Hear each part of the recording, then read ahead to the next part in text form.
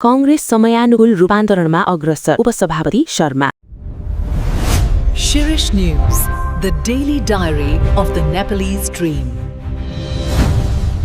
नेपाली कांग्रेसका उपसभापति विश्वप्रकाश शर्माले देशका विद्यमान चुनौतीहरूको समग्र विश्लेषण गर्दै पार्टीले आफूलाई समय अनुसार रूपान्तरण गरेको दावी गर्नुभएको छ। बुधबार महोत्तरीको निर्वाचन क्षेत्र नम्बर 4 अन्तर्गत शम्सी बजारमा आयोजित कार्यक्रममा बोल्दै उहाँले कांग्रेसले पुस्तान्तरणको प्रक्रिया अघि बढाएको उल्लेख गर्नुभयो। उहाँका अनुसार 80 वर्षभन्दा माथिको नेतृत्वबाट 50 वर्ष मुनिका युवा पुस्तामा नेतृत्व हस्तान्तरण भइसकेको छ। नेपालमा उत्पन्न हुने हरेक जटिल परिस्थितिमा देशलाई सही दिशा दिन सक्षम शक्ति नेपाली कांग्रेस नै भएको बताउँदै उहाँले जेन जी पुस्ताको भावना बुझेर उनीहरूसँग सहकार्य गर्दै अघि बढ्ने नीति पार्टीले अवलम्बन गरेको स्पष्ट पार्नुभयो।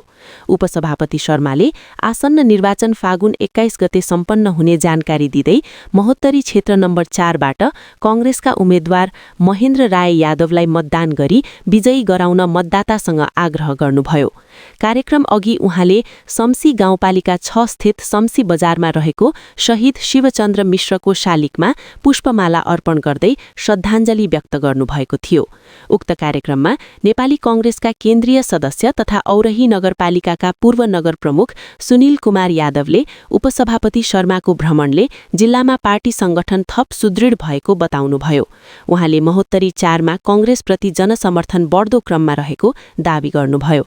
त्यस्तै मध्य प्रदेश समिति सदस्य नरेन्द्र यादवले कांग्रेसको नीति र नेतृत्वप्रति जनविश्वास विस्तार हुँदै गएको उल्लेख गर्दै आगामी निर्वाचनमा पार्टीको जित सुनिश्चित गर्न सबैलाई एकताबद्ध भएर लाग्न आह्वान गर्नुभयो। उम्मेद्वार महेन्द्र राय यादवले पार्टी नेतृत्व, कार्यकर्ता र मतदाताबाट प्राप्त समर्थनले आफू उत्साहित भएको बताउँदै शहीदहरूको बलिदानलाई आत्मसात गर्दै समावेशी विकास र जनसेवामा समर्पित रहने प्रतिबद्धता व्यक्त गर्नुभयो।